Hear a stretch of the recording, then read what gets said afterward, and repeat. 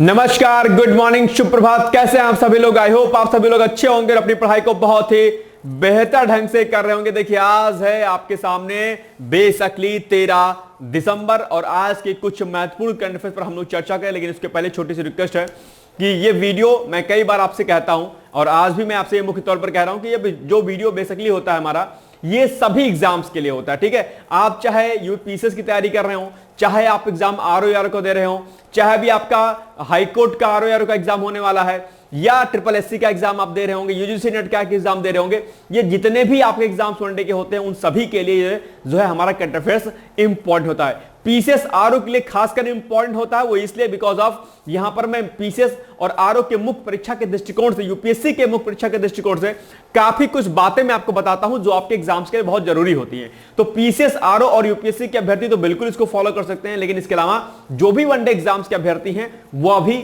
जो है इसको फॉलो कर सकते हैं। तो आपसे ये गुरु दक्षिणा है कि आपके जो है जो भी नॉलेज में जो भी आपके फ्रेंड्स हैं आपके, या जो भी आपके कलीग्स हैं, या जो भी आपके भाई बहन हैं, जो भी लोग हैं, उन तक ये वीडियो आप लोग मेरा आज शेयर कर दीजिएगा। एक छोटी सी रिक्वेस्ट है कि ताकि सभी अभ्यर्थियों को भी इसका फायदा मिलता रहे और गांव में, उस दूर दराज गांव में जो अभ्यर्थी है जिसको मैगजीन नहीं मिल पाती है, जिसको कोई पत्रिका नहीं मिल पा सकती है, क्योंकि कंटेंट का सही होना बहुत महत्वपूर्ण होता है। तो ऐसे में आप लोग चाहें तो सभी अभ्यर्थियों को ये वीडियो मेरा भेज सकते हैं। आपसे छोटी सी रिक्वेस्ट है, ये मेरी दरअसल गुरु दक्षिणा है। ठीक है, ये मैं आपसे हम्बल रिक्वेस्ट करता हूं। चलिए आइए बिना देरी के आज का सेशन हम लोग स्टार्ट करते हैं। लेकिन हम लोग क्या करेंगे, रिवीजन करेंगे। लेकिन उसके पहले अगर आपका लक्ष्य आरओआर का है तो आप सभी लोग जानते होंगे कि इस समय बेसिकली हम लोगों ने टेस्ट सीरीज लॉन्च की हुई है आरओआर के लिए, जिसमें 47 टेस्ट आपको दिए जा रहे हैं। आप लोग सभी लोग यहां पर देख पा रहे होंगे।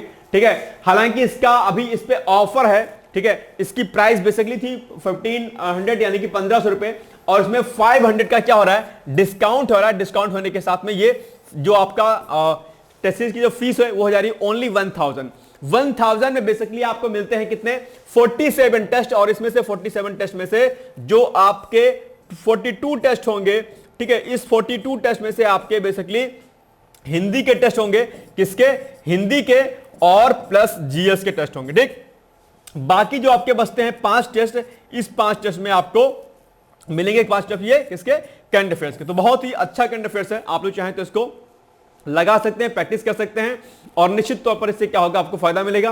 कोई भी क्वेरी करनी है, टेस्ट सीरीज को ज्वाइन करना है, दिए गए जो नंबर्स आपके यहां सामने दिए गए हैं, इस दिए गए नंबरों के व्हाट्सएप पर आप व्हाट्सएप कर सकते हैं, कॉल कर सकते हैं और अपनी जो है टेस्ट सीरीज को ज्वाइन कर सकते हैं। ठीक है, चलिए आइए हम लोग रिवीजन करते हैं कल का। लेकिन उसके पहले आपसे छोटी सी रिक्वेस्ट है कि आप लोग 2 कॉपी बनाइएगा। मैंने कई बार कहा है, जो भी अभ्यर्थी इस पर अभी चैनल पर नए हैं, 2 कॉपी आपको बनानी है स्पाइरल बाइंडिंग वाली, 1 कॉपी बनानी है आपको टास्क की इन द सेंस कि जो मैं यहां पर आपको कुछ होमवर्क देता हूं कि आपको ये कार्य कर लेना है घर पे, तो उसमें आप उन कार्य को किया करिएगा जो मैं आपको बोलूंगा कि भाई ये आपकी परीक्षा के लिए क्या है, महत्वपूर्ण है। दूसरी बात, आपका लक्ष्य अगर पीसीएस का है, निबंध का है, मतलब आरओ का है, तो वहां पर एक कॉपी आप बनाइएगा निबंध की और एक कॉपी बनाइएगा आप यूपी पीसीएस मेंस की, जहां पर मैं आपको प्रैक्टिस के लिए कुछ प्रश्न देता हूं लास्ट में, वीडियो के अंत में, उसकी आप प्रैक्टिस कर सकते हैं। साथ ही साथ में जो एक्सपेक्टेड मेंस के प्रश्न होते हैं या टॉपिक होते हैं वो भी मैं आपको बताता हूं। उन सभी टॉपिक्स को आप उस कॉपी में क्या कर सकते हैं, नोट डाउन कर सकते हैं। ठीक है, तो 2 कॉपी आपको बना के चलनी है। जब भी करंट अफेयर्स आप मेरा मॉर्निंग में करिए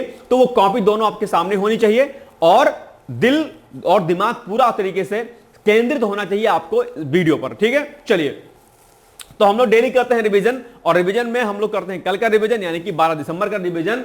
तो अंतरराष्ट्रीय भ्रष्टाचार विरोधी दिवस मनाया जाता है भैया, कब मनाया जाता है, ये 9 दिसंबर को मनाया जाता है, याद रखिएगा। इसके अलावा नारकोटिक्स ड्रग आयोग सीएनडी द्वारा किस सत्र के लिए भारत को अध्यक्षता के लिए चुना गया है, इसको हटा दीजिएगा। ठीक है, 68वां सत्र जो है उसके लिए बेसिकली जो आपका नारकोटिक्स ड्रग आयोग है उसके अध्यक्ष के रूप में चुना गया है भारत को। नेक्स्ट है, हाल ही में कहां पर सरदार वल्लभ भाई पटेल की 11 फीट ऊंची प्रतिमा का अनावरण किया गया है, तो यह अनावरण किया गया कहां पर, जोधपुर में, और किसके द्वारा, मैंने कल आपको बताया था, अमित शाह जी के द्वारा, जो कि आपके क्या हैं, गृह मंत्री, और गृह मंत्री के साथ साथ में वह सहकारिता मंत्री भी हैं, याद रखिएगा। ठीक है, चलिए नेक्स्ट, हाल ही में मॉस्को में भारत रूस अंतर सरकारी आयोग की 21वीं बैठक की अध्यक्षता किसके द्वारा की गई, तो वो की गई राजनाथ सिंह के द्वारा, याद रखिएगा।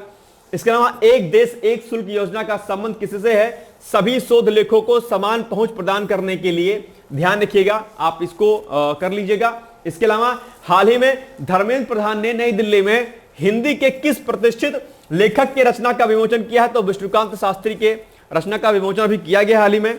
नेक्स्ट है, सुब्रमण्यम भारती का संबंध किससे है? तो वो एक तमिल कवि थे और तमिल कवि के साथ साथ में जो है प्रसिद्ध जो है क्रांतिकारी भी थे। ठीक है, दिसंबर 2024 में विपक्ष द्वारा निम्नलिखित में से किसके खिलाफ अविश्वास प्रस्ताव पारित किया गया था? तो वो राज्यसभा के राष्ट्रपति यानी कि उपराष्ट्रपति के प्रति जो है ये अविश्वास प्रस्ताव पारित किया गया था। ठीक है, गजब है विपक्ष अपने आप में, क्या किया जाए। चलिए नेक्स्ट है, उपराष्ट्रपति के चुनाव हेतु न्यूनतम उम्र कितनी होती है भैया? तो 35 वर्ष होती है। Option number D is the right answer. ठीक है ना, चलो नेक्स्ट है, हाल ही में भारत में शहरीकरण कितना प्रतिशत हो गया है? आज का पहला प्रश्न है। एक डेटा है, अभिमान्य मंत्री जी महोदय द्वारा जो है पार्लियामेंट में इस पर जो है अपना वक्तव्य दिया गया और उन्होंने कुछ डेटा सबमिट किए हैं। तो उनके अनुसार बेसिकली जो ये शहरीकरण जिसको हम लोग अर्बनाइजेशन भी बोलते हैं, तो वो अर्बनाइजेशन कितना प्रतिशत हो गया है, यानी कि what is the present percentage of urbanization in India recently, यानी कि अभी हाल ही में कितना परसेंट हो गया शहरीकरण का? वो हो गया भैया आपका 35%। कितना? 35%। अब जरा यहीं पर एक तुरंत एक अच्छी चीज नोट डाउन कर लीजिए, और वो ये क्या है? वो है भैया आपका क्या? शहरीकरण का टॉपिक। क्या? शहरीकरण का टॉपिक। देखो ध्यान रखना एक बात, शहरीकरण ये जो जिसको हम लोग क्या बोलते हैं? अर्बनाइजेशन भी बोलते हैं। क्या बोलते हैं? अर्बनाइजेशन भी बोलते हैं, जो कि आपके एग्जाम के लिए क्या बहुत इंपॉर्टेंट है। शहरीकरण पर एक बात ध्यान रखना कि यहां पर आपको निबंध भी लिखने के लिए आता है, एस्से लिखने के लिए आता है।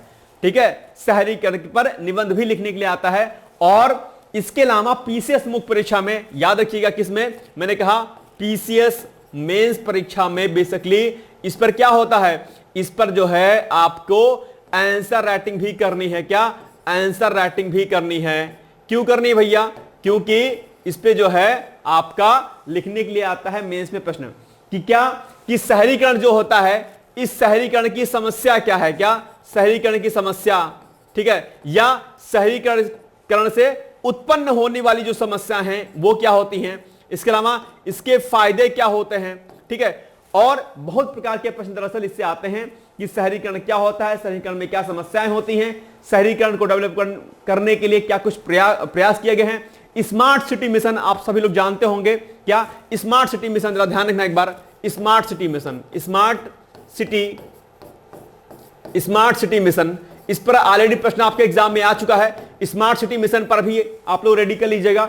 और एक दिन मैंने आपको प्रश्न भी दिया था कि जो सिंधु घाटी सभ्यता थी, सिंधु घाटी सभ्यता का संबंध बेसिकली स्मार्ट सिटी मिशन योजना के साथ किस प्रकार से है, या जो हमारी सिंधु घाटी सभ्यता थी क्या हम उस प्रकार के जो उनके जो उनका एक स्ट्रक्चर था, इंफ्रास्ट्रक्चर था, क्या हम उस इंफ्रास्ट्रक्चर को वर्तमान संदर्भ में क्या हम उसका प्रयोग कर सकते हैं, या सिंधु घाटी सभ्यता और वर्तमान सिटी सभ्यता में क्या कुछ डिफरेंस है।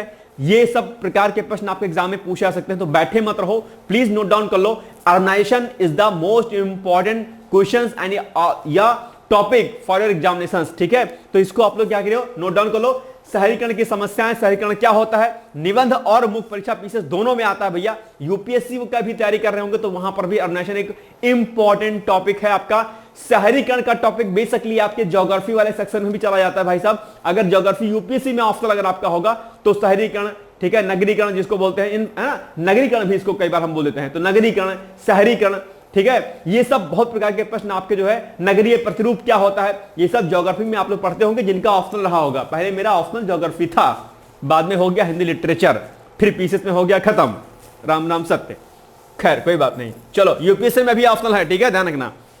चलो अच्छा, यूपीएससी में अगर आप लोग को ऑप्शनल सब्जेक्ट चूज करने में अगर कोई समस्या होगी तो आप लोग मुझसे डिस्कस कर सकते हैं, ध्यान रखिएगा, ठीक है। अगर कोई भी आपको प्रॉब्लम आती है कि यार यूपीएससी में कौन सा हम ऑप्शनल ले लें, तो आप एक बार मुझसे डिस्कस कर सकते हैं। मेरे नंबर पे कॉल कर लीजिएगा, एक बार टेलीग्राम से नंबर ले लीजिएगा मेरा, या गूगल फॉर्म अगर आप फिल करते होंगे तो वहां पर भी आपको नंबर मेरा मिल जाएगा, ठीक है, या कमेंट कर दीजिएगा, मिल जाएगा आपको, ठीक है। चलो आगे बढ़ते हैं हम लोग। तो ये टॉपिक हमने आपको बता दिया, ये होमवर्क है आपका, नोट डाउन कर लीजिएगा। आगे बढ़ते हैं हम लोग। नेक्स्ट है, तो ये हो गया 35%, यानी कि फिलहाल जो है 35% जो रेशियो है आपका वो है शहरीकरण का, ठीक है। तो हाल ही में भारत में शहरीकरण 35% यानी कि 35% हो गया है। प्रधानमंत्री आवास योजना का दूसरा चरण एक 5 वर्षीय योजना है जिसका लक्ष्य क्या है, शहरी इलाकों में 1 करोड़ आवासों का निर्माण करना है। योजना के पहले चरण में 7 लाख मकान बनाने का लक्ष्य क्या है बेसिकली रखा गया है, ठीक है। चलो नेक्स्ट है, हाल ही में किसने 66 साल के 66 ईयर के ग्रैंड मास्टर को हराकर पहले भारतीय बनने का खिताब हासिल कर लिया। अब आप कहेंगे कि ग्रैंड मास्टर क्या होता है? ग्रैंड मास्टर कौन होते हैं? शतरंज में ग्रैंड मास्टर एक खिताब दिया जाता है, किसके द्वारा दिया जाता है अभी हम आगे व्याख्या में चर्चा करेंगे, ठीक है? तो कंफ्यूजन में आपको नहीं रहना है। तो आदित्य कपिल, सुनील सिंह, विजय गावरकर या इनमें से कोई नहीं, आपको बताना है कि किसने जो है, कौन सा भारतीय है इनमें से जिन्होंने जो 66 साल के जो ग्रैंड मास्टर हैं शतरंज में उनको हरा करके खिताब हासिल कर लिया है। तो वो है बेसिकली आपके कौन, आप सुने होंगे, ठीक है, आदित्य कपिल। जिस उम्र में आप जो है वीडियो गेम खेलते हैं, जिस उम्र में आपको कुछ पता नहीं होता है, उस उम्र में बहुत सारे अच्छे स्टूडेंट्स, बहुत सारे अच्छे प्लेयर्स जो है बहुत बड़े बड़े खिताब हासिल करते हैं। इसलिए मैं बार बार कहता हूं कि अपने सपनों को साकार करिए, लगातार मेहनत करते रहिए, ठीक है? नहीं तो फिर ऐसे परेशान हो जाओगे। आगे बढ़ते हैं। तो हाल ही में आदित्य कपिल 66 साल के ग्रैंड मास्टर को हराकर पहले भारतीय बनने का उन्होंने खिताब हासिल कर लिया है, क्योंकि बहुत कम उम्र के हैं बेसिकली, इसलिए यह खिताब उनके नाम हो गया है। दिल्ली के बेसिकली वो रहने वाले हैं, आप लोग सामने इमेज में देख पा रहे होंगे। आदित्य कपिल ने अमेरिका के ग्रैंड मास्टर रशीद जियातदिनोव को हराकर बेसिकली यह खिताब अपने नाम किया है। यह प्रश्न आपके एग्जाम के लिए भैया इंपॉर्टेंट भी है, तो जरा टिक लगा लीजिएगा। इसके अलावा शतरंज में यह उपलब्धि उन्होंने हासिल की है, ठीक है? इसके अलावा भारत के पहले शतरंज ग्रैंड मास्टर कौन है? विश्वनाथन आनंद। इनके बारे में भली भांति आप लोग परिचित होंगे, गजब के खिलाड़ी थे। जिस प्रकार से जो हॉकी के जो जादूगर ध्यानचंद्र थे, ठीक उसी प्रकार से विश्वनाथन आनंद जो है वो चेस के जो है बेताज बादशाह थे, अपने आप में सुपर डुपर व्यक्तित्व थे, ठीक है? इसके अलावा शतरंज में ग्रैंड मास्टर वह खिलाड़ी होता है जिसे अंतरराष्ट्रीय शतरंज महासंघ यानी कि जिसको FID बोलते हैं के द्वारा सर्वोच्च उपाधि बेसिकली दी जाती है। तो ग्रैंड मास्टर को लेकर के भी आपको कंफ्यूजन नहीं रहना है, ठीक है? इसके अलावा यूनिसेफ की स्थापना हुई थी, कब हुई थी? 10 दिसंबर, 11 दिसंबर, 12 दिसंबर, 13 दिसंबर। जल्दी जल्दी बताइए कि यूनिसेफ की स्थापना वर्ष किस वर्ष हुई थी, मतलब कब हुई थी, ठीक है? वर्ष तो बताना, डेट पहले आपको बताना है। तो डेट क्या होगी? आई थिंक 11 होगी क्या? बिल्कुल सही जवाब 11 दिसंबर, यानी कि option number B is the right answer, यानी कि 11 दिसंबर और आई थिंक 1946 शायद, जहां तक संभव था। बिल्कुल सही बात, हाँ 1946, यानी कि यूनिसेफ की स्थापना 11 दिसंबर 1946 को हुई थी। ये देखो यहां पर लिखा है, किसके द्वारा भैया? संयुक्त राष्ट्र महासभा के द्वारा 11 दिसंबर 1946 को यूनिसेफ की स्थापना हुई थी। और यूनिसेफ के बारे में भली भांति आप लोग क्या होंगे? परिचित होंगे। और क्या बोलते हैं उसको? प्रारंभ में यूनिसेफ की स्थापना 11 दिसंबर 1946 को द्वितीय विश्व युद्ध से प्रभावित बच्चों की जरूरत को पूरा करने के लिए संयुक्त राष्ट्र अंतरराष्ट्रीय बाल आपातकालीन कोष, क्या? संयुक्त राष्ट्र अंतरराष्ट्रीय बाल आपातकालीन कोष के रूप में की गई थी। यानी कि जब द्वितीय विश्व युद्ध हुआ तो वहां पर जो बच्चे हैं उनकी देखभाल के लिए, उनके पालन पोषण के लिए बेसिकली इस प्रकार की योजना चलाई गई थी, जिसे ही हम बाद में यूनिसेफ का हमने नाम दिया इसको, ठीक है? याद देखिएगा, यूनिसेफ चिल्ड्रंस के लिए बहुत बड़े स्तर पर कार्य करता है, आप सभी लोग जानते होंगे। अगर इसके मुख्यालय की हम लोग बात करते हैं तो बेसिकली इसका मुख्यालय कहां पर है? न्यूयॉर्क में है। और वर्ष 2024 में यूनिसेफ अपनी 78वीं यानी कि 78वीं जो है क्या कर रहा है? वर्षगांठ मना रहा है, राइट? चलिए आगे बढ़ते हैं। नेक्स्ट है, भारत का अपना अंतरिक्ष स्टेशन, भारत अंतरिक्ष स्टेशन कब तक बनने की संभावना है? इस पर भी मंत्री महोदय ने कुछ डेटा सबमिट किए हैं पार्लियामेंट में। तो सामने ऑप्शन है 2025, 2030, 2035, 2047। देखो 2025 तो बिल्कुल नहीं होगा, आप सभी लोग जानते होंगे, ठीक है? 2030 ये भी बहुत जल्दी लग रहा है, मतलब 24 चल ही रहा है, 25 लग गया समझ लीजिए एक तरीके से। 5 साल के अंदर इतना बड़ा काम हो पाना मुश्किल है। अगर आप थोड़ा सा प्रेडिक्शन करेंगे तो आप पाएंगे कि 35 वाला सही हो सकता है, क्योंकि 2047 भी बहुत दूर हो गया, मतलब 3 कम 50 हो गया, 2050 हो गया अप्रॉक्स से। और अभी चल रहा है 2025, मतलब 25 साल लग जाएंगे क्या? नहीं जी, ये वाला कुछ डेटा सही लग रहा है, इसलिए 2035 क्या होगा? सही होगा। इस प्रकार से कुछ आप अपने उत्तर का प्रेडिक्शन कर सकते हैं, थोड़ा सा अगर आपके अंदर बुद्धि और विवेक है तो। बुद्धि घास चरनी चली जाएगी, गई होगी तब तो कोई बात नहीं है ना। कई बार क्या होता है, बुद्धि कहीं और रखी रहती है, फोन पे, कॉल पे, मैसेज पे, ठीक? वहां से नहीं रखना है, ठीक है? बुद्धि अपनी प्रश्न पर रखना है, ठीक है? 2035 तक भारत का अपना अंतरिक्ष स्टेशन बेसिकली जो है क्या होगा? बन जाएगा। और 2047 तक बेसिकली क्या होगा कि चंद्रमा पर बेसिकली कोई भारतीय वहां पर उतरेगा और बाकी जो भी गतिविधियां होंगी वो की जाएंगी, ठीक है? चलिए 2040 तक, वर्ष 2040 तक कोई भारतीय चांद पर उतरेगा, ठीक है? ये ध्यान रखिएगा, ठीक है? विज्ञान एवं प्रौद्योगिकी राज्य मंत्री कौन है? डॉक्टर जितेंद्र जी के द्वारा के अनुसार 2035 तक भारत का अपना अंतरिक्ष स्टेशन, क्या नाम होगा उसका, भारत अंतरिक्ष स्टेशन होगा। ठीक है, भारत से 432 विदेशी उपग्रह प्रक्षेपित किए गए हैं, आप जानते होंगे। ठीक है, जिसमें से लगभग 90% पिछले 10 वर्षों में प्रक्षेपित किए गए हैं। यानी कि कल या शायद परसों मैंने आपको बताया था कि वर्तमान सरकार ने 3-4 सेक्टर में बहुत अच्छा काम किया है। स्पेस सेक्टर में बहुत बेहतर काम किया, यानी कि आप जो भी इसरो के कार्य होते हैं डीआरडीओ के, उसमें बढ़िया काम किया है। रक्षा यानी कि जो रक्षा बजट होता है आपको उसको बढ़ाने का प्रयास किया है। ठीक है, ठीक है, तो डिफेंस बजट और आल्सो आपका जो है स्पेस सेक्टर। इसके अलावा एजुकेशन और हेल्थ में भी काफी काबिल तारीफ सरकार ने किया है। ठीक है, वो बात अलग है कि लोग ना पढ़ाएं स्कूल में, डॉक्टर्स वर्क ना करें हॉस्पिटल्स में, वो एक अलग केस है, लेकिन सरकार ने अपने स्तर पर काफी कुछ प्रयास किया है। ये वास्तव में एक अच्छी बात है भारत के लिए। ठीक है, चलिए नेक्स्ट है, संजय मल्होत्रा ने भारतीय रिजर्व बैंक के कौन से नंबर के गवर्नर के रूप में कार्यभार संभाला। यह प्रश्न हमने आपको कल कराया था, लेकिन किस नंबर के वो गवर्नर बने यह हमने आपको नहीं कराया था, ये स्लिप कर गया मैंने, तो इसलिए मैंने आप एक प्रश्न अलग से बना दिया, क्योंकि इस प्रकार के प्रश्न अक्सर आपके एग्जाम में क्या होते हैं, पूछे जाते हैं। जैसे कि CGI chief justice of India किस नंबर के जो है बने मुख्य न्यायाधीश, ठीक है, भारत के, या जो है आपके ये बेसिकली गवर्नर किस नंबर के बने। कुछ इस प्रकार के प्रश्न अक्सर आपके एग्जाम में पूछे जाते हैं, नंबर पूछ लेता है कि किस नंबर के। ठीक है, इसलिए मैंने आपसे पूछा। तो 25वें नंबर के, 26वें नंबर के, 27वें नंबर के, 28वें नंबर के, तो ये बने हैं बेसिकली आपका कौन से नंबर के, option number B is the right answer, यानी कि 26वें नंबर के ऑप्शन नंबर बी क्या हो जाएगा, सही हो जाएगा। ठीक है, चलो आगे बढ़ते हैं। नेक्स्ट है, तो संजय मल्होत्रा ने भारतीय रिजर्व बैंक के 26वें गवर्नर के रूप में कार्यभार संभाला है। ध्यान रखिएगा, आरबीआई के बारे में अगर हम बात करते हैं थोड़ा सा, तो आरबीआई की जो स्थापना होती है वो होती है 1 अप्रैल 1935, क्या 1 अप्रैल 1900 क्या अप्रैल 1930 क्या 5। ठीक है, राष्ट्रीयकरण कर दिया गया था 1 जनवरी 1949 को, आप सभी लोग जानते होंगे। ठीक है, प्रारंभ में इसका मुख्यालय कहां पर था, मुख्यालय कोलकाता में था, और 1937 में इसका मुख्यालय बेसिकली मुंबई हस्तांतरित कर दिया गया। ठीक है, चलो आगे बढ़ते हैं।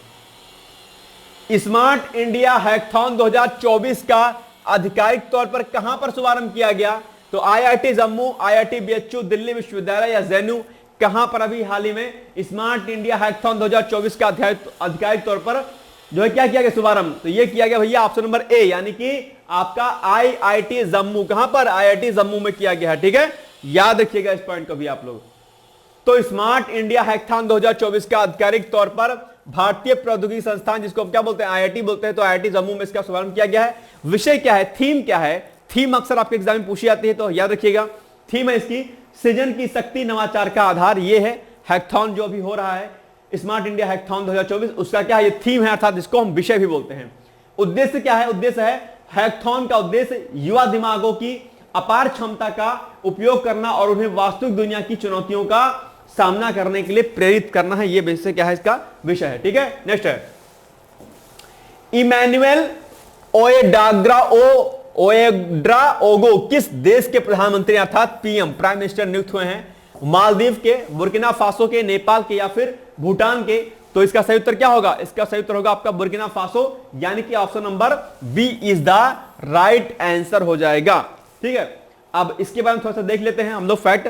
पहला फैक्ट वही कि बुर्किना फासो के नए पीएम बेसिकली इमैनुएल ओएड्राओगो बने हैं, राजधानी ओगाडोगू है, currency best African CFA franc है। इसके उत्तर में बेसिकली क्या पड़ जाएगा, माली हो जाएगा। मैप नहीं लगाया मैंने, मैप देख लीजिएगा एक बार। इसके उत्तर में क्या है, यानी कि बुर्किना फासो के उत्तर में माली तथा नाइजर, पूर्व में नाइजर तथा बेनिन, दक्षिण तथा पश्चिम में टोगो, घाना एवं कोटेडी आइवरी स्थित हैं, या देखिएगा। और ज्वार, बाजरा, मक्का, कपास या मूंगफली तथा कराते यहां की क्या हैं, मुख्य फसलें मानी जाती हैं। एक बात ध्यान रखिएगा कि जो आपकी इकोनॉमिक ज्योग्राफी है, चाहे वो इंडियन इकोनॉमिक ज्योग्राफी है या वर्ल्ड इकोनॉमिक ज्योग्राफी है, वहां से अक्सर प्रश्न आपके एग्जाम में पूछे जाते हैं। तो चाहे वो खाद्यान्न हो, चाहे वो मिनरल्स हो, ये दोनों फैक्ट दोनों डेटा याद रखिएगा। मैं फिर से बता दे रहा हूं आपको, ठीक है, क्या खाद्यान्न और आपके मिनरल्स, ठीक है, ये दोनों आप लोग क्या करिएगा, रेडी कर लीजिएगा भैया। खासकर इंडियन ज्योग्राफी के कंटेस्ट में जरूर याद करिएगा, यानी कि भारतीय जो भूगोल, आपका भारत का जो भूगोल है, भारत के भूगोल में किस किस राज्य में जो है कौन कौन से खाद्यान्न की आपूर्ति ज्यादा होती है, उत्पादकता ज्यादा है, ठीक है, किस किस राज्य में कोयले का भंडार है, टिन का, जस्ते का, ठीक है, ये अक्सर आपके एग्जाम में पूछा जाता है। तो ये सारे फैक्ट याद कर लीजिएगा। जैसे अगर मिनरल्स की बात करते हैं तो टिन हो गया, जस्ता हो गया, लोहा हो गया, ठीक है, कोयला हो गया, ये अक्सर पूछे जाते हैं। अनाजों की बात करते हैं तो अनाजों में बेसिकली सरसों हो गया, धान हो गया, गेहूं हो गया, मूंगफली हो गया, सोयाबीन हो गया। ये कुछ फसलें ऐसी हैं जो अक्सर आपके एग्जाम पूछी जाती हैं। नोट किया कि बस बैठे हो? पहले ये बताओ मुझे। कुछ लोग सुनते रहते हैं यार, मतलब कुछ फर्क ही नहीं पड़ता। भाई साहब नोट कर लो इसको प्लीज, ठीक है, एग्जाम में फंस जाएगा सारे क्वेश्चन यहां से, ठीक है, नहीं तो फिर बैठे रहोगे ऐसे, फिर कुछ कर नहीं पाओगे। मैं बता रहा हूं सही बात, ठीक है। कुछ लोग मतलब बैठे रहते हैं यार, मतलब कोई फर्क नहीं पड़ता उनको। मैंने कई बार बोला है कि अगर मेरा करंट अफेयर्स देखना है तो पेन और कॉपी साथ में रख के बैठना है, फायदा आपको तभी मिलेगा। मैं सीधी सीधी बात बता रहा हूं आपको, ठीक है, ये बात आप नोट कर लीजिएगा। गुस्सा आ रहा होगा, अरे बाप डेली सर सुनाते रहते हैं। मैं क्या करूं भाई, मजबूर आदमी हूं मैं बोलता रहता हूं। जब तक कलम नहीं चलेगी तब तक मैं बोलता रहूंगा। कलम नहीं लिया अभी तक तो फिर से मैं कह रहा हूं उठा लो, अभी तक अभी भी क्वेश्चन बाकी है आपका, ठीक है। चलो, अंतरराष्ट्रीय पर्वत दिवस मनाया जाता है 9 दिसंबर, 10 दिसंबर, 11 दिसंबर, 12 दिसंबर। कुछ लोग सोच रहे होंगे यार बताओ मैडम जी तो हमको नहीं डांटती हैं, ये बड़ा डांटते हैं। तो मैडम जी डांटती नहीं है, जब परमानेंटली साथ में आएंगी ना तब देखना क्या हाल होगा, ठीक है। अभी तो दूर दूर होगा, फोन फान पे होगा, जब साथ में आएंगे ना तब डांटेंगे, खतरनाक वाला। चलो, अंतरराष्ट्रीय पर्वत दिवस मनाया जाता है। डरते तो होगे भैया, पापा से चाहे नहीं डरते होंगे, लेकिन जो लोग ना महिलाओं से बहुत डरते हैं, मैडम लोग से बहुत डरते हैं, बहुत मारे जाओगे, ठीक है। चलो, अंतरराष्ट्रीय पर्वत दिवस मनाया जाता है, कब मनाया जाता है? आगे बताइए, आंसर बताइए। 9 दिसंबर, 10 दिसंबर, 11 दिसंबर, 12 दिसंबर। जल्दी जल्दी से इसका उत्तर आप लोग बताइए, फटाफट बताइए आप लोग कि क्या होगा इसका सही उत्तर, क्या होगा बताओ भैया। इसका उत्तर होगा आपका option number C, that means कि अंतरराष्ट्रीय पर्वत दिवस 11 दिसंबर को मनाया जाता है। सी वाला क्या हो जाएगा, सही उत्तर हो जाएगा, ठीक है। चलो, तो अंतरराष्ट्रीय पर्वत दिवस 11 दिसंबर को मनाया जाता है। क्यों मनाया जाता है? क्योंकि संयुक्त राष्ट्र द्वारा 2003 में पर्वतों के संरक्षण के लिए बेसिकली इसको जो है घोषित किया था अंतरराष्ट्रीय पर्वत दिवस। और हाँ, जो आपके माउंटेन्स होते हैं, जो आपके पर्वत होते हैं, क्या होते हैं, बहुत ही महत्वपूर्ण होते हैं। अच्छा, इसमें एक बात ध्यान रखिएगा कि जो भी आपके माउंटेन्स होते हैं, याद रखिएगा, ठीक है। और माउंटेन्स के बारे में तो आप लोग बहुत अच्छे से बनाए होंगे। जो भी आपके क्या होते हैं, माउंटेन्स होते हैं, आप लोग जानते होंगे कि बेसिकली क्या है, आजकल ये क्या हो रहे हैं, जो भी आपके पर्वत हैं या जो भी आपकी चीजें होती हैं, ठीक है, जो बर्फ से घिरे हुए होते हैं, ठीक है, तो वो क्या होता है आजकल मेल्ट होना शुरू कर गया। जो भी यहां पर बर्फ होता है, क्या हो रहा है, मेल्ट हो रहा है। क्या हो रहा है, मेल्ट हो रहा है। क्यों हो रहा है भाई साहब? Because of global warming. क्या? Because of global warming. Global warming की वजह से क्या हो रहा है कि जो आपके ग्लेशियर्स हैं, बेसिकली ग्लेशियर्स की मैं बात कर रहा हूं, वो मेल्ट हो रहे हैं, ठीक है। और ग्लेशियर्स मेल्ट होने की वजह से बहुत सारी चीजें हो रही हैं। और ये जो आपके पर्वत हैं, इस पर क्या हो रहा है, लैंड स्लाइड हो रहा है। क्या? लैंड स्लाइड, लैंड स्लाइड, यानी कि जिसको हम लोग क्या बोलते हैं, भूस्खलन भी बोलते हैं। क्या बोलते हैं इसको? भूस्खलन भी बोलते हैं, जो कि कहीं ना कहीं भूकंप और अन्य मानवीय गतिविधियों के द्वारा या प्राकृतिक गतिविधियों के द्वारा होते रहते हैं। भूस्खलन, ग्लोबल वार्मिंग, ज्वालामुखी, ये सारी घटनाएं होती हैं जिसकी वजह से इन पर बहुत ज्यादा ग्लेशियर्स पर, पर्वतों पर क्या पड़ता है, इंपैक्ट पड़ता है, निगेटिव। तो ध्यान रखिएगा, ठीक है। आप लोग को लैंडस्लाइड्स के बारे में पढ़ना है, आपको बेसिकली ग्लोबल वार्मिंग के बारे में पढ़ना है, आपको ज्वालामुखी के बारे में पढ़ना है कि क्या होते हैं, इसका क्या क्या इंपैक्ट पड़ता है। ये सभी चीजें कहीं ना कहीं एक दूसरे से कोरिलेट करती हैं। और लैंडस्लाइड यानी कि भूस्खलन भी आपको पढ़ना है, जो कि पहाड़ों पर आजकल बहुत तेजी के साथ हो रहा है, मानव हस्तक्षेप या मानव गतिविधियों के कारण, ठीक है। तो ये सारे फैक्ट आपको क्या करना है, रेडी कर लेना बड़े अच्छे तरीके से। सभी पॉइंट्स आपके एग्जाम के लिए इंपॉर्टेंट है, चाहे वो प्री का पॉइंट ऑफ व्यू हो या फिर आपका मेंस का पॉइंट ऑफ व्यू हो, ठीक है। भूकंप, ठीक है, लैंडस्लाइड, ठीक है, और आपका ओजोन डिप्लीशन, ग्लोबल वार्मिंग, ये सब कुछ आपके बहुत इंपॉर्टेंट टॉपिक है। प्री मेंस सब में बार बार पूछा जाता है। इतना अच्छे से तैयार कर लो कि ये कभी आपका गलत ना होने पाए, ठीक है, याद करिए। चलिए 4-5 प्रश्न इन्हीं टॉपिक से आते हैं भाई साहब, ठीक। चलो, तो ये हो गया आपका कुछ बात। बाकी थीम की अगर बात करते हैं तो सतत भविष्य के लिए पर्वतीय समाधान, नवाचार, अनुकूलन, युवा और उससे आगे, ठीक है, ये इसकी थीम है। अब आते हैं हम लोग आज के अभ्यास प्रश्न पर। संजय मल्होत्रा आरबीआई के गवर्नर बने हैं कौन से नंबर के, 25वें, 26वें, 30वें, 35वें? ये आपको बताना है। आज ही हमने इसको बताया है, बहुत ही आसान सा उत्तर है। अगर नहीं बता पाए तो चुल्लू भर पानी लेना है और क्या करना आप जानते होंगे, ठीक है। तो इसलिए भैया इसका उत्तर मैं उम्मीद करता हूं कि आप सभी लोग जरूर देंगे। मुझे आपके प्रश्न का उत्तर का आपके क्या है, वेट है, इंतजार रहेगा। मैं कई बार कहता हूं कि यही प्रश्न अगर आपके एग्जाम में आ गया तो एकदम दिल गार्डन गार्डन हो जाएगा। और यही प्रश्न अगर नहीं करके गलत करके आ गए ना, तो सर पे हाथ रख के रोगे, यार सर ने कहा था, बार बार कहा था कमेंट कर दिया करो। भाई मेरे कमेंट करने से मुझे पैसे नहीं मिल जाते कि आप कमेंट करोगे तो 100 रुपए मुझे मिल जाएगा, कुछ नहीं मिलता है, ठीक है। मुझे थोड़ा सा हौसला मिलता है, मुझे उम्मीद जगती है आपके साथ कि हाँ आप मेरे साथ मेहनत कर रहे हैं। मुझे ये भरोसा होता है कि जो भी अभ्यर्थी मेरे साथ लगे हुए हैं दिन रात, वो बखूबी मेहनत कर रहे हैं, और वो अब मैसेज करना हो को तो 4-4 बजे सुबह तक कर लोगे, एकदम बढ़िया लंबे लंबे। लेकिन एक छोटा सा आंसर आपको देने में दिक्कत होती है, आंसर दे दिया करो भाई साहब, पैसे मुझे नहीं मिलते इसके, ठीक है, दिया करो आंसर। इससे क्या होता है ना, हमारी अभी कनेक्टिविटी बनी रहती है कि हाँ यार आप लोग कुछ दे रहे हो रिप्लाई, ठीक है, ये होता है एक अच्छी बात। चलो बाकी भैया आपके लिए आगे बढ़ते हैं हम लोग और देखते हैं कि क्या कुछ आगे है। चलो अब ये टेस्ट सीरीज चल रही है, मैं कई दिनों से बता रहा हूं, हालांकि यूपीएससी का तो एग्जाम ही आ गया है, एडमिट कार्ड आप सभी लोगों के आगे होंगे, ओटीआर नंबर देखिए और एडमिट कार्ड अपना डाउनलोड कर लीजिए पीसीएस वाले अभ्यर्थी, ठीक है, और अपने आप को रिलैक्स रखिए। तो ये टेस्ट सीरीज चलाई जा रही है यूपी पीसीएस, आरओ और पीसीएस के लिए, जहां पर 15 आरओ का टेस्ट है, 10 पीसीएस का टेस्ट है, 5 सीसेट का टेस्ट है। देखो पीसीएस वाले अभ्यर्थी भी इसको ले लीजिएगा, बाद में लगा लीजिएगा टेस्ट, क्योंकि इसमें आरओ का टेस्ट भी है, पीसीएस का भी है, लगभग सेम पैटर्न होता है, तो कोई दिक्कत नहीं है। तो पीसीएस वाले अभ्यर्थी जो अभी दे रहे हैं 22 के बाद इसको ज्वाइन कर सकते हैं, या अभी आपको लें तो अभी भी ले सकते हैं, हालांकि टाइम आपके पास बिल्कुल नहीं है अब आप लें, लेकिन फिर भी आप चाहें तो बाद के लिए कर सकते हैं, क्योंकि आरओ भी एग्जाम देंगे अधिकतर अभ्यर्थी पीसीएस वाले, ठीक है, तो इसको ले लीजिएगा। बाकी डिटेल्स मैं डेली बताता हूं, 9000 प्रश्नों के माध्यम से आपको वीडियो टेस्ट सीरीज के माध्यम से टेस्ट कराया जाएगा, जिसमें सारी डिटेल्स आपको दी गई हैं। ऑफर भी चल रहा है, इसमें ऑफर था, इसमें 400 रुपए का डिस्काउंट है, पहले 1200 रुपए फीस थी, अब हो गई आपकी 800 रुपया। कोर्स ज्वाइन करना है तो आपको लिखना होगा वीडियो टेस्ट, और वीडियो टेस्ट लिख करके ये जो नंबर यहां पर दिए गए हैं 9506742546 या फिर 6307495944 पर आप क्या कर सकते हैं, व्हाट्सएप या कॉल कर सकते हैं, ठीक है, इस पर आप जानकारी प्राप्त कर लीजिएगा संस्थान के नंबरों पर। बाकी निबंध भैया आपको लिखना है, जो आरओ वाले अभ्यर्थी हैं आरओ वाले लिखिएगा 600 शब्दों में, और जो पीसीएस के अभ्यर्थी हैं वो लिखिएगा भैया कितना, 700 शब्दों में, और आईएएस वाले अभ्यर्थी लिख सकते हैं इसको 1000 वर्ड्स में, कितने, 1000 शब्दों में। यूपीएससी के जो अभ्यर्थी हैं वो भी इसको लिख सकते हैं, ठीक है। भारत की प्राचीन सभ्यता और संस्कृति का वर्तमान में योगदान, बड़ा अच्छा टॉपिक है, लिखने का प्रयास करिएगा। और ये हो गया हमारा आज का महत्वपूर्ण करंट अफेयर्स। कल मिलेंगे हम लोग एक नए वीडियो के साथ, तब तक आप लोग पढ़ते रहिए, मस्त रहिए, व्यस्त रहिए। उम्मीद करता हूं कि कमेंट आप लोग बढ़ाएंगे, और हाँ वीडियो आप लोग ज्यादा से ज्यादा लोगों तक शेयर कर देंगे। मिलेंगे कल, तब तक के लिए मस्त रहिए, व्यस्त रहिए, शुभकामनाएं हैं, all the best, thank you so much, bye bye, take care.